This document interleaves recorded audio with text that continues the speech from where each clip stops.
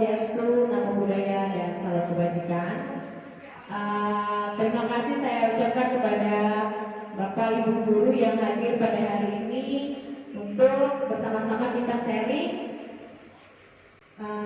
Seperti yang ditampilkan di layar bahwa saya adalah Farida SPD, calon guru penggerak angkatan 4, dan saat ini saya sedang melaksanakan pendidikan guru penggerak selama 9 bulan.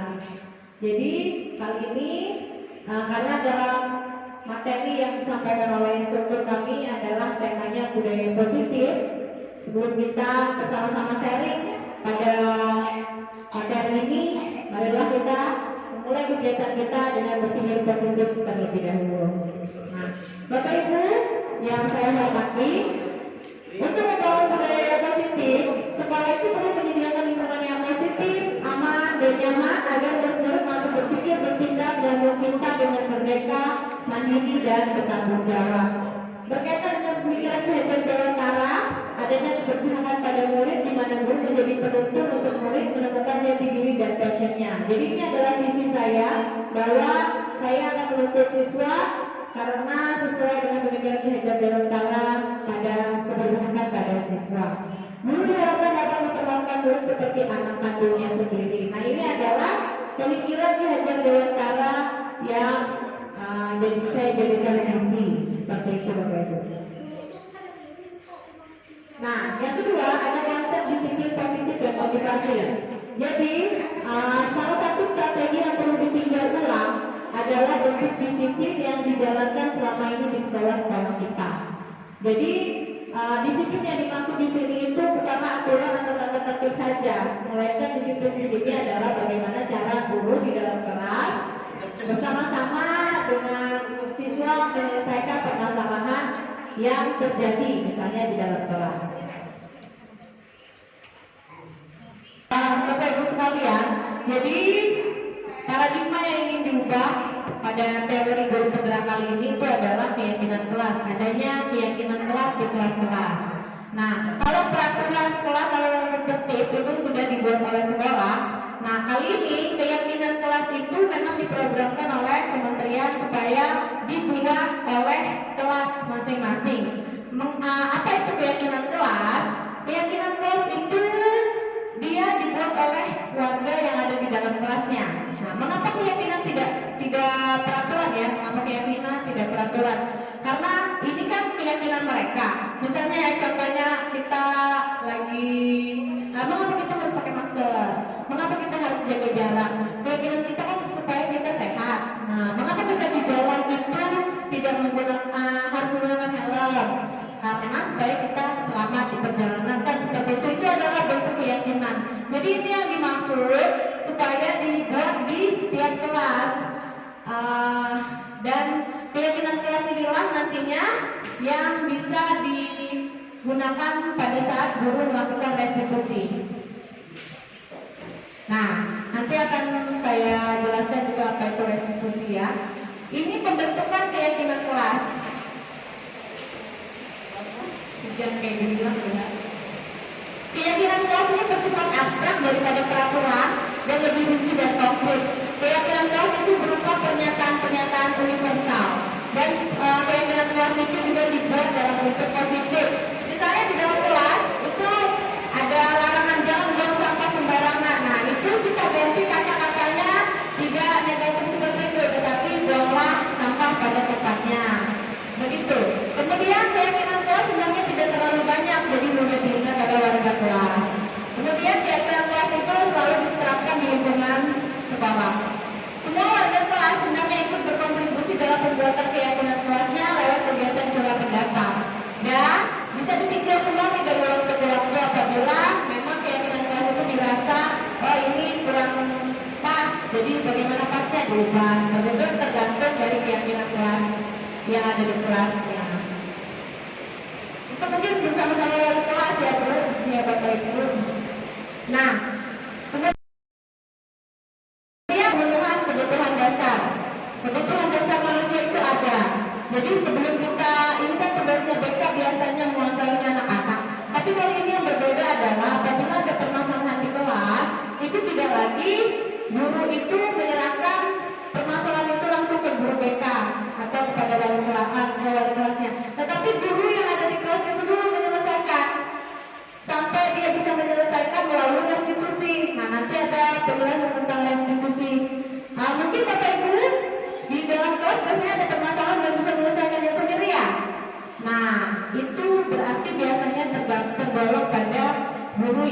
manajer. Nah, berbeda dengan guru yang siswa ini malas-malasan di kelas, ya udah saya kasih nama, saya buat catatan, saya kasih aja ke wali kelas, biar wali kelasnya yang menindak. Nah, kan seperti itu juga ada. Jadi sekarang paradigma itu berubah. Apabila ada permasalahan di dalam kelas, diupayakan dulu adalah guru maktabnya yang menyelesaikan. Jadi di sini kebutuhan dasar manusia itu ada bermacam-macam, yaitu ada yang bertahan hidup, cinta kasih sayang, kebebasan, kesenangan, kekuasaan. Nah, mengapa ini ditampilkan? Karena kita sebagai guru, sebenarnya kalau misalnya kita siswanya ada masalah, kenapa dia tidur-tiduran di kelas? Jadi kita bertanya dulu, kita ingat kembali kebutuhan siswa ini. Oh mungkin dia di rumah apa yang terjadi? Kita harus memahami dulu siswanya. Jadi sepertinya program kementerian ini meminta kita guru untuk tidak marah-marah dengan siswa, Bapak Ibu. Tidak perlu marah-marah yang artinya marah-marah yang terlalu berlebihan. Kan ada yang seperti itu kan? Lanjut. Nah, ini yang menarik bahwa ada 5 posisi kontrol guru. Satu, dia adalah sebagai penghukum. Nah, guru biasanya menggunakan kata-kata seperti ini. Kalau sama siswa, kalau siswa sudah salah, patuhi aturan saya, atau awas, katanya seperti itu. Kamu selalu saja salah. Biasanya guru yang itu dia menggunakan kata-kata yang agak kasar dan agak pedas kepada siswanya. Itu tergolong guru yang memiliki posisi kontrol penghukum. Nah, kemudian yang kedua, ada guru membuat orang merasa bersalah. Ya, biasanya ini gurunya pasti suaranya lembut kepada siswa. Nah, kamu nggak kasihannya sama mama, sama ibu bapakmu. Biasanya seperti itu dia menasehati siswanya. Ini adalah kan jenis-jenis teknik-teknik guru untuk memperbaiki perilaku siswa kan biasanya untuk menyelesaikan masalah siswa. Nah, ini posisi kontrol guru membuat orang merasa bersalah. Namun Bapak Ibu, posisi kontrol guru yang seperti ini itu sebenarnya dia tidak bertahan pada jangka panjang, dia hanya jangka pendek pada saat itu saja. Nanti biasanya siswanya akan mengulang kembali. Nah, yang ketiga sebagai teman. Jadi guru ini biasanya dia dengan siswa itu berteman. Nah, ini saya merasa bahwa juga saya memiliki tipe seperti ini. Saya bisa berteman dengan siswa. Padahal ini ada kelemahannya juga loh Bapak Ibu. Pertama, ini tidak akan berfungsi dalam jangka panjang, hanya jangka pendek saja. Karena siswa merasa, oh guru ini akan menolong saya nantinya. Oh guru ini akan memaafkan saya dengan cepat. Maka dia akan mengulang kembali perbuatannya. Jadi seperti itu kalau posisi kontrolnya sebagai teman. Maka dia akan membandingkan guru. Nah ini waktu kelas 10 saya diajar dengan Karina seperti ini. Kenapa kelas 11 saya dengan ibu ini seperti itu? Nah itu biasanya kelemahan dari posisi kontrol guru yang memiliki karakter teman ini. Kemudian yang keempat, dia sebagai pemantau. Ada guru yang dia hanya memantau saja. Artinya, oh anak ini sering malas-malasan. Jadi dia mengandalkan data atau catatan. Nah ini paling data apa? Alat ini bolos 2 kali, ini bolos 3 kali, si abang bolos 5 kali, misalnya seperti itu. Jadi catatan ini yang dia gunakan, kemudian dia kasih kepada wali kelas, dia kasih kepada guru BK supaya mereka guru BK dan wali kelas yang menyelesaikan. Jadi seperti itu adalah tipe guru yang sebagai pemonitor atau pemantau. Tapi dia tetap memantau, cuma dia tetap kolaborasi dengan wali kelas dan dengan guru BK. Jadi seperti itu. Nah yang terakhir inilah posisi terakhir di mana manajer adalah posisi mentor, di mana guru berbuat sesuatu bersama dengan muridnya. Dia mempersilahkan murid mempertanggungjawabkan perilakunya, mendukung murid agar dapat menemukan solusi dan permasalahannya sendiri. Nah biasanya posisi manajer ini dia memiliki posisi kontrol teman dan juga posisi kontrol memantau. Jadi selain dia berteman dengan siswanya, dia juga akan memantau siswa itu. Nah ini misalnya ada permasalahan dari siswanya, ditanya kata-kata yang biasanya keluar adalah seperti ini. Kamu, jika kamu meyakininya apa kamu bersedia memperbaikinya? Kan biasanya kita seperti itu ya. Nah sekarang Bapak Ibu, yang posisi ini itu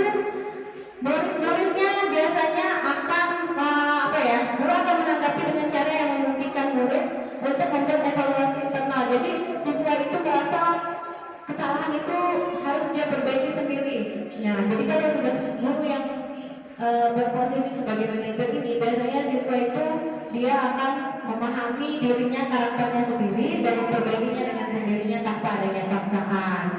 Nah, ini adalah teori-teori yang perlu kita ketahui ya Bapak Ibu ya.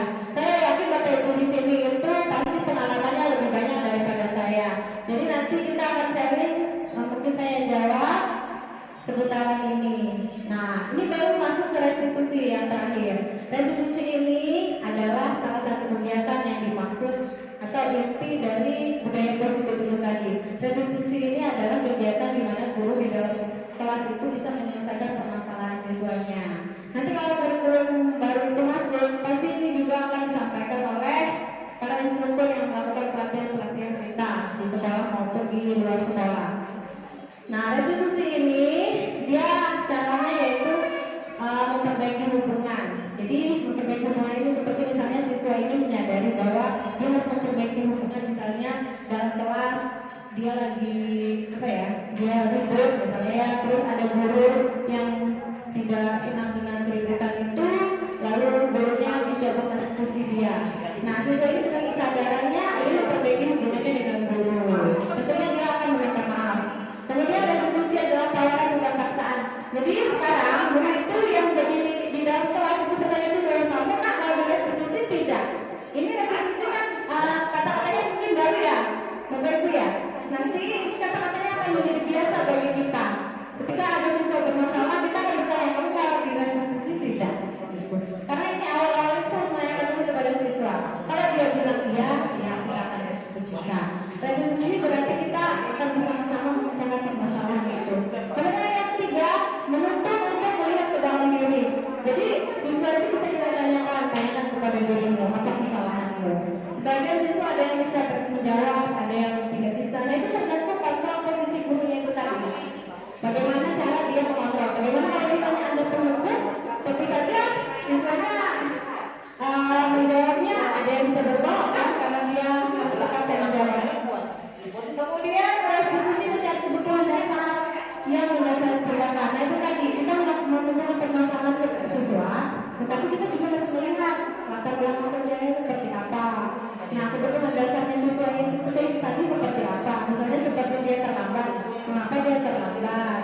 Nah, seperti saya juga permasalahan siswa saya kemarin kan dia tidak aktif dari. Mengapa dia tidak aktif dari? Akhirnya anak ini kita tidak aktif dari karena dia tidak bisa mengakses web. Nah, gurunya inilah nanti yang membantu untuk mengakses web sampai siswanya benar-benar bisa. Kemudian restitusi diri adalah cara yang paling baik. Ini yang paling mudah, Bapak Ibu. Jadi siswa ini bisa menyelesaikan masalahnya sendiri dengan dia menanyakan dengan dirinya. Jadi ada memang siswa yang seperti itu kan, menyadari sendiri. Kemudian restitusi fokus pada karakter bukan tindakan. Jadi guru di sini, dia kalau misalkan mau menyelesaikan masalah siswa ini, dia fokus pada anak ini harus berubah karakternya saja. Jadi karakternya tidak lagi pemalas dan rajin. Itu adalah fokus dari gurunya yang melakukan restitusi. Kemudian restitusi menguatkan gurunya lalu setelah dia menindak siswa ini, dia juga akhirnya harus menguatkan. Karena kita rata-rata kan juga sudah melakukan ini ya Bapak Ibu ya. Nah, kemudian restitusi fokus pada solusi. Jadi guru ini juga tidak siapa yang salah siapa yang benar itu tidak dipermasalahkan, tidak mencari itu, tapi lebih intinya kepada mencari solusi. Kemudian restitusi mengembalikan murid yang berbuat salah kepada pengikutnya. Nah, setelah kita menyelesaikan permasalahan dia dengan teman-temannya, mungkin dia bermasalah dengan teman-temannya, barulah kita memberikan penguatan dan kita kembalikanlah si anak ini kepada keluarganya, kepada teman-temannya supaya dia lebih percaya diri lagi seperti itu Bapak Ibu. Oke. Nah, itulah tadi teori tentang budaya positif. Nah, hal-hal tadi yang pertama seperti keyakinan kelas yang dibuat di dalam kelas, kemudian adanya restitusi apabila ada permasalahan yang terjadi di siswa, jadi guru mampunya dan guru yang itu yang menyelesaikan. Kalau misalnya tidak bisa diselesaikan, barulah nanti menghubungi wali kelas dan juga guru BK. Nggak apa-apa. Nah, ini Bapak Ibu ya, ini kegiatan restitusi yang dilakukan di kelas.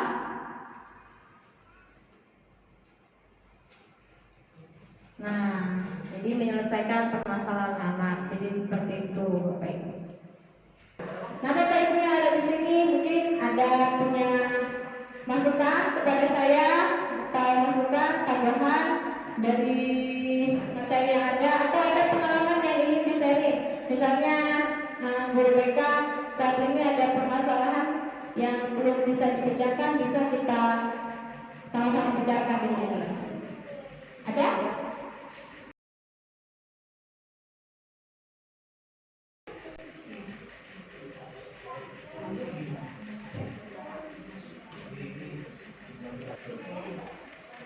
Terima kasih Ibu Farida. Jadi dari yang Ibu Farida sampaikan tadi, saya mau balik ke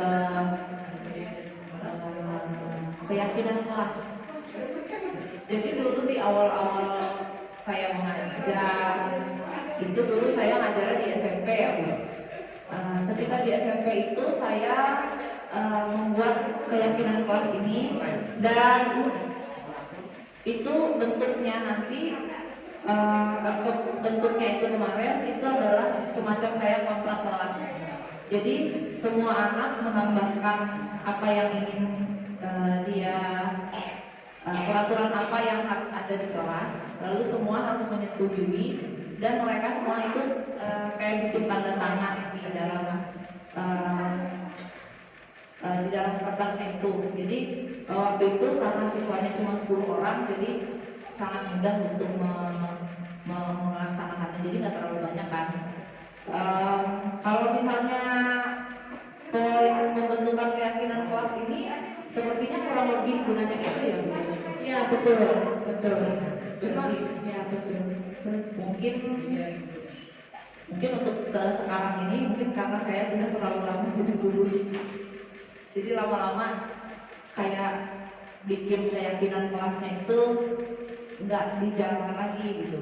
Jadi karena kadang-kadang tuh mikirnya anak-anak juga nggak menjalani itu, nggak menjalankan itu kan. Jadi kayak apa ya? Kadang tuh saya mikirnya kayak sia-sia gitu. Betul, betul Bu. Jadi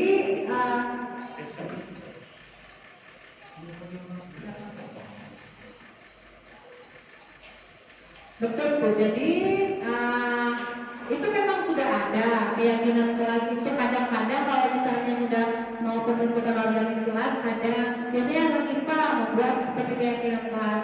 Cuma mungkin bahasanya di sini diminta untuk bentuk-bentuk kalimat yang positif, dan itu benar-benar ditanyakan ke siswanya, diyakini tidak, seperti itu.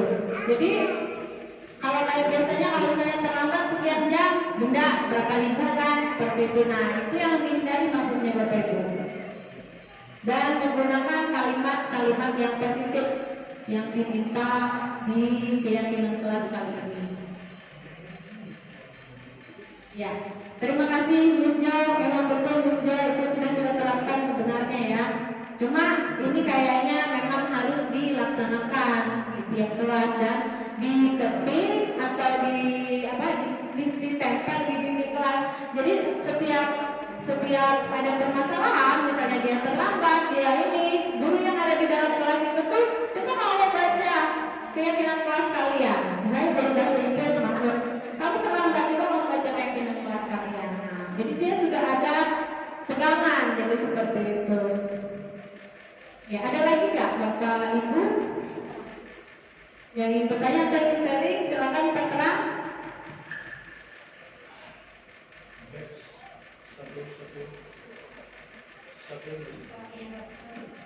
Baik, terima kasih. Terima kasih Bu Farida. Memang menarik apa yang disampaikan, dan terus terang memang anak didik kita ini ada banyak masalah yang dihadapi mereka, berhubung dengan semakin dewasanya mereka. Jadi permasalahan yang pertama, apalagi matematik nih, kebanyakan sulit memahami materi karena lemahnya dasar mereka. Yang kedua, kadang-kadang masalah juga bisa dari orang tua. Yang ketiga, kadang-kadang juga yang bisa menjadi penghambat masalah ekonomi keluarga. Kadang-kadang mereka umpamanya terlambat ke sekolah, menyempatkan diri untuk mengantar dulu atau menunggu motor. Setelah orang tuanya datang dari mengantar, baru mereka berangkat ke sekolah, akhirnya terlambat. Nah, sebagai seorang guru, apakah semua masalah itu nanti kita yang akan membantu mereka?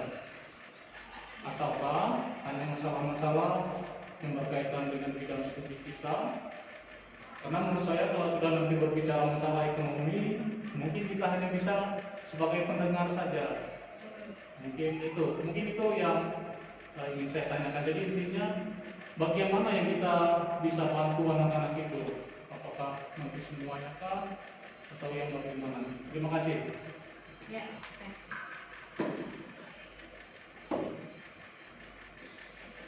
Baik,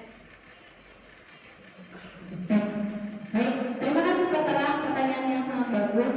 Karena kita di sini sharing, saya mencoba menjawab semampu saya. Kalau misalnya ada teman-teman yang ingin menambahkan nanti ya. Ini kalau menurut saya, selama saya menjalani guru penggerak, saya mendapatkan satu pemikiran di Hajar Dewantara bahwa kita menuntut anak, dan itu adalah satu pemikiran keberpihakan kepada siswa. Tadi terkait dengan latar belakang siswa, misalnya salah satunya perekonomiannya ya Bapak. Jadi itu yang membuat siswa ini juga dalam pembelajaran mungkin ada yang terganggu. Nah, itu secara teknisnya latar belakangnya. Nah, kita kembali kepada zaman ya Pak. Zaman sekarang ini itu salah satu contoh ekonomi. Ada juga yang kemarin bilang bagaimana kalau anaknya suka bermain game atau sebagainya, itu juga mengganggu pembelajaran. Banyak sekali permasalahan yang membuat dalam pembelajaran itu anak menjadi terganggu. Sekarang di sini posisi kita adalah sebagai guru. Semakin berkembangnya zaman, apalagi guru matematika, itu banyak teknik atau cara atau inovasi yang bisa ditingkatkan oleh guru. Padahal kita meminta siswa untuk bisa, kita meminta siswa untuk berkembang. Nah, kita di sini menuntut mereka, marilah guru-guru kita berinovasi juga.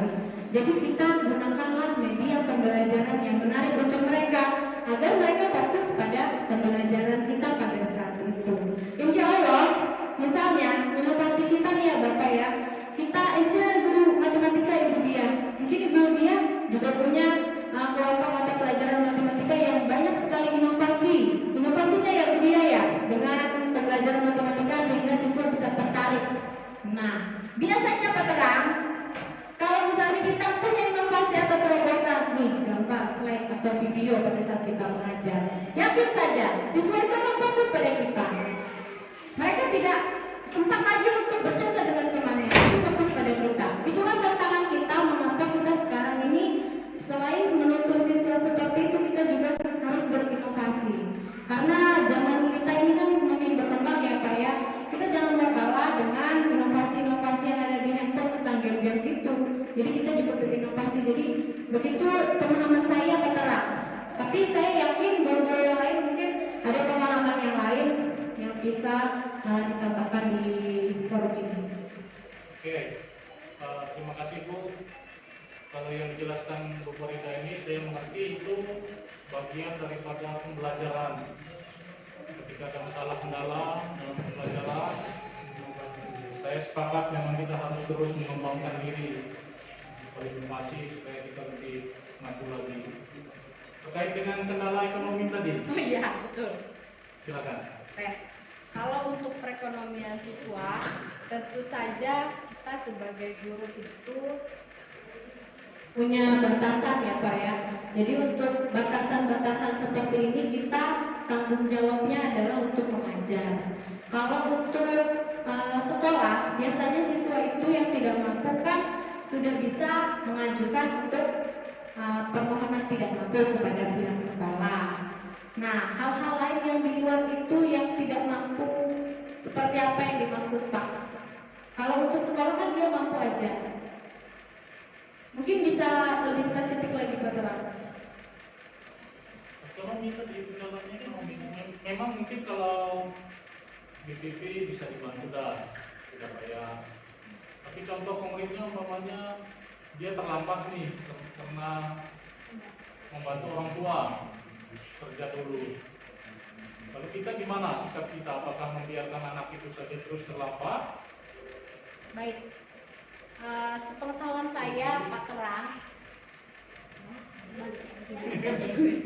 pengetahuan saya Pak Terang, kalau misalkan siswa itu terlambat seperti itu tadi, ini siswa ini posisinya adalah pelajar. Jadi pelajar ini memang harus belajar kan di sekolah. Sebisa mungkin kita sebagai guru atau nanti wali kelas itu memanggil orang tua. Nah, bersama-sama dengan orang tua membicarakan bagaimana si anak ini. Orang tua pastinya kalau dia menyekolahkan anaknya, dia tahu kewajiban apa yang harus dikerjakan anaknya. Kecuali kalau guru atau wali kelas atau lokasinya tidak ada berhubungan dengan orang tuanya. Nah, jadi itu ketidaksinkronan terjadi. Akhirnya nilai keluar. Oh, nilainya rendah. Nah, seperti itu kan Pak Tenang ya. Kalau misalnya kita sudah dari awal mengatasi ini cukup berat sebenarnya, karena siswa ini tergolong tidak mampu sehingga terjadilah seperti ini. Siswa ini adalah pelajar, sebisa mungkin dia memiliki keyakinan kelas dan itu akan dikerjakannya. Kalau misalnya itu terhambat karena pekerjaan itu tadi, panggillah orang tuanya. Saya yakin orang tua akan mengerti dan akan membantu untuk menyelesaikan permasalahan juga, Pak. Mungkin ada Miss Jo yang ingin menambahkan? Mungkin ini kan ada hubungannya dengan kolaborasi ya. Betul. Jadi ketika kita punya masalah seperti ini, kita sebagai guru mapel, kita kan posisi kita jadi guru mapel nih. Kita sebagai guru mapel, kita kerja sama wali kelas, kolaborasi sama guru BK, kolaborasi sama kasek kesiswaan, kolaborasi sama kepala sekolah. Lalu yang bisa kita lakukan selain kolaborasi, yang kita lakukan pribadi itu mungkin ngajak siswanya ngomong, kasih motivasi supaya dia mau cari cara untuk masuk ke kelas, gimana caranya supaya masuk kelas. Kalau misalnya kita jam pertama nih, selain kita kolaborasi, otomatis dia sudah ada ketinggalan ini kan, ketinggalan pelajaran yang kita usahakan gimana dia bisa mengejar ketinggalannya itu sambil direhabilitasi dan dibahas gimana misalnya solusinya supaya dia ada transport ke sekolah atau gimana. Itu kan nggak mungkin kita yang ngasih sepeda motor dong Pak. Jadi gitu. Betul. Sebenarnya ini posisi gurunya juga lah. Posisi gurunya kadang kita kan ada juga guru, kita tidak menyalahkan guru. Seperti siswa juga kita minta untuk refleksi diri, introspeksi diri. Begitu juga sebenarnya kita guru. Jadi guru itu sebenarnya tidak membiarkan siswa kan. Nah, kadang-kadang guru ini sebenarnya kalau guru ini fokus menjadi seorang guru saja pasti bagus. Tapi sebagai seorang guru kita punya tanggung jawab yang lain, pekerjaan di luar lagi yang banyak minta waktu, malah kadang-kadang kemungkinan bisa yang di luar itu lebih banyak daripada yang di dalam. Itulah kendalanya. Tapi kalau memang kita fokus sebagai seorang guru, pasti. Kalau kita berpikirnya kita makan pakai gaji kan Iya. ya, jadi kita merasa kalau kita punya Tuhan, ini gaji makanya dari situ. Jadi tanggung jawab lagi kembali ke tanggung jawab, meskipun banyak pekerjaan kan di sekitar kita, yakin aja bisa, walaupun nggak perfect lah Pak. Ya kan saya juga menyadari juga seperti itu. Ada tambahan lagi atau ada pertanyaan? Silakan. Karena yang menjawab juga bisa teman-teman ya. Kita saling sharing aja. Budia. Budia. Terbarunya. Ya, aku tuh ya serius nih. Aku nanya nih ya. Nih, mumpung kita kumpul. Matematika ini adalah guru yang sering bertanya. Karena apa? Pelajarannya ini ya yang susah ditangkap siswa. Nah, kalau aku guru bahasa Indonesia nggak bisa menjawab ya, karena aku nggak tahu inovasi apa buat mereka yang cocok. Padahal banyak sebenarnya kan, cuman mengarah ke materinya itu aku tuh kan nggak mampu karena aku guru bahasa Indonesia. Ya mungkin ada masukan ya dari pengalaman selalu PPG. Selalu tekankan kepada anak-anak itu, kalau kalian supaya mengerti pelajaran, sukai dulu gurunya. Itu satu lah. Kalau kamu suka dengan gurunya, kamu akan otomatis suka dengan pelajarannya. Itulah. Ini yang bagus. Dulu guru matematika saya ganteng sekali. Ya, matematika itu benci. Itu pengecualian gurunya. Sama gurunya suka. Iya benar juga, aku dulu bahasa Indonesia guru ganteng, Sampai ngasih surat. Iyalah. Kayak apa dia? Masalah inovasi.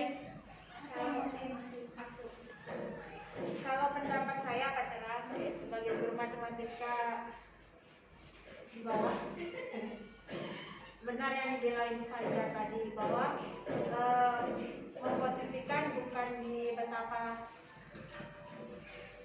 sulitnya materi atau mata pelajaran, tapi memang tanggung jawab kita sebagai guru itu lebih menekankan bagaimana kreativitas kita untuk bisa membawa siswa memahami materi. Jadi saya sangat setuju dengan apa yang Ibu Farida bilang tadi, bahwa memang harus gurunya yang lebih banyak berinovasi.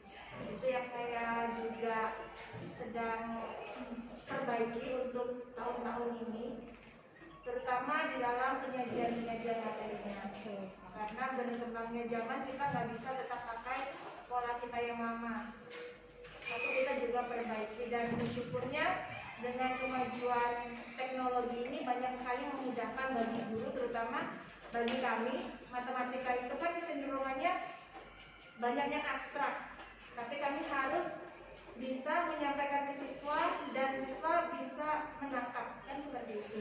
Dan itu dibantu dengan, kalau zaman dulu kan alat peraga, dan di sekolah kita ini mungkin alat peraga terbatas sekali, kita belum punya alat matematika khusus gitu. Dan dengan kemajuan teknologi ini kan banyak sekali aplikasi yang bisa kita pakai tuh. Nah itu memudahkan kita mengajak siswa untuk bisa melihat dengan 3 dimensi, bahkan yaitu mereka jadi ngerti. Contohnya untuk aplikasi GeoGebra, itu untuk kita menggambar grafik, untuk kita belajar dimensi 3, untuk kita belajar lebih cepat untuk determinan matrik. Di situ lengkap bisa dipakai. Itu mungkin aplikasi yang lebih sederhana sebenarnya, tapi itu semuanya bisa pakai, nggak cuma bagi siswa yang punya laptop aja, tapi bisa dipakai di handphone Android. Nah, jadi seperti itu. Saya sangat setuju bahwa kita guru lah yang harus berinovasi lebih banyak agar peserta didik kita bisa lebih maju. Terima kasih Bu Farida. Mantap, itu jawabannya ternyata. Iya. Ada tambahan lagi atau ada pertanyaan? Terima kasih, saya akhiri. Wassalamualaikum warahmatullahi wabarakatuh.